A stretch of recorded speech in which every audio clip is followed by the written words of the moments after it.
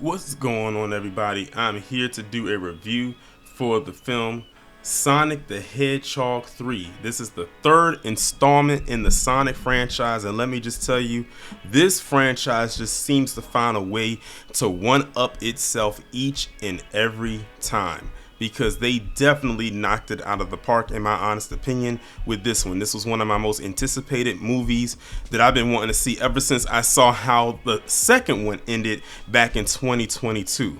So as you know, this film introduced the ultimate life form known as Shadow. But before we get into all of that, let me just give a brief summary of the movie. So this movie pretty much picks up shortly after the last one left off. You have Sonic, Tails, and Knuckles. They are part of the family. No, Knuckles is the newly added addition to the family. He's pretty much adjusted well. Everything is going well in life until something happens, and then they have to go and deal with an issue happening on the other side of the planet, and the issue turns out to be Knuckles. And when I tell you, I'm sorry, not Knuckles, Shadow. I'm still stuck in Sonic 2. Shadow. And when I tell you Shadow is a force to be reckoned with, I mean just that. He basically, his power is the power of teleportation. He has strength and speed, but teleportation is his main ability, because all of them can move pretty fast, but they all have that one ability that makes them a little bit different. Sonic, of course, his is extremely super speed. Knuckles, his is super strength. Tails can fly, but with Shadow, he can teleport, and that makes him very hard to defeat, because even with all of the abilities all three of them have, with his teleportation, it's kind of hard to keep up with him unless you move a little bit faster than he does, and that's hard when you're a teleporter. Think of Nightcrawler from X-Men. It's kind of like that. Like, you hear 1 minute in front of you, and then boom, he poofs, and then he's behind you attacking. You don't know, like, what is it that you can really do. So now they have a new threat, and the threat is Shadow. They have no idea why he's a threat. They don't know what's really going on, but we find out eventually, because if you know the story, basically Shadow was locked up in this tank for 50 years because of something that happened that he allegedly did 50 years ago, and they basically said he was too dangerous to be outside. So they locked him up in the tank. He ends up losing someone close to him. If you know the story, then you know about a character named Maria, who was a little girl who he ended up tragically losing, and from that incident he ended up getting locked up for 50 years, like just basically held, like, how someone, like they say, chronologically frozen.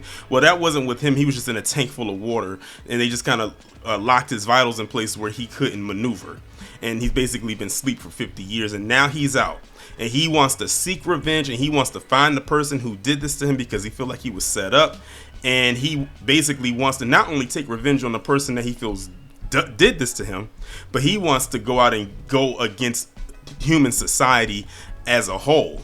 And that's also what leads into some more new characters. Well, a new character in particular, which is Gerald Robotnik. And Gerald Robotnik is the grandfather of Dr. Ivor Robotnik, played by Jim Carrey. And shout out to Jim Carrey, because he's playing two roles. He's doing two parts. And I was looking at an interview, and they were saying how he was going to be doing two parts.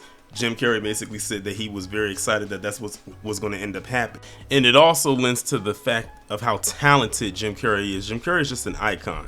The fact that he could play these two parts who have some similarities with each other, but they're vastly different, and how he's able to pull it off is simply amazing. And you'll see that dynamic as it is on screen. And when you look at it, you're saying to yourself, no one else could have played Gerald Robotnik except for Jim Carrey. Let him act alongside himself, and that just shows you how important of a character not only that this is, but how important Jim Carrey is to this franchise. And he's having fun with it. You can tell that Jim Carrey is having fun with it, especially since you don't really see Jim Carrey in a lot of roles these days. And I think I said this in the review that I did for Sonic 2, is that you don't see Jim Carrey in a lot of movies or television these days, but when you do see him, it's typically in this franchise right here. I think he's found a nesting position for himself with this particular role.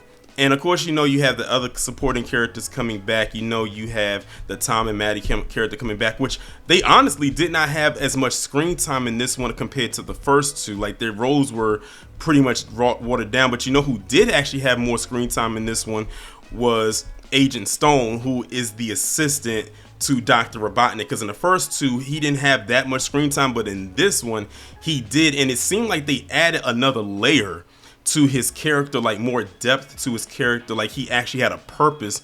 And you'll see it if you watch the movie, you'll see his character development really interestingly well as the movie progresses and moves on. So basically the mission is for Sonic and his team to come together, or they're already together, and get these keys, because it's these two special keys that unlocks this big ultimate weapon that is so strong and dangerous that if it shoots into the earth, it will completely destroy it.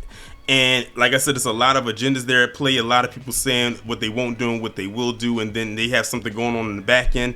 And basically it's up to Sonic and his team to stop that from happening, but they have to go through the obstacle of dealing with Shadow and this obstacle of dealing with Dr. Robotnik and also Gerald Robotnik. So it's a lot of things that they have to go through because it's a huge thing at stake here. You know, with the first two movies, it was more like, we just got to get Sonic. We just have to get Sonic because he's the one that's stopping us. But this one is Bump going after Sonic. We're trying to go after the globe. We're trying to destroy the world. So this is what I mean when I say this franchise just continues to add more stakes on top of stakes on top of stakes. And that's why I said in the beginning of the review how this movie just seems to always find a way to one up itself. And that's what I really like about this particular franchise. And there were some moments in here where, you know, they had some nostalgia things in here. They even threw some puns in there to various different IPs. They even did some things in here when I was looking at it, I was like, wait a minute, this takes me back to my childhood. I mean, it's like they did a deep nostalgia type of thing. And then when you think about it, if you're a fan of video games in particular, and you remember, I would say, cartridge games, they did something in here that if you didn't think about it, you would have missed it. But when I saw it, I said, wow, I can't believe they actually did it. They even did some things where they were making fun of other things or mocking certain things. I even saw something in here, and I don't want to spoil it for those who haven't seen the movie yet, but it was something between Sonic and Shadow that was going on between them in the third act of the movie, that when it happened, a particular video game popped up in my head when I saw how it played out. And I feel like hopefully I'm not alone in that thought. I don't want to say what it looked like because it will be a spoiler, and I don't want to spoil people for it.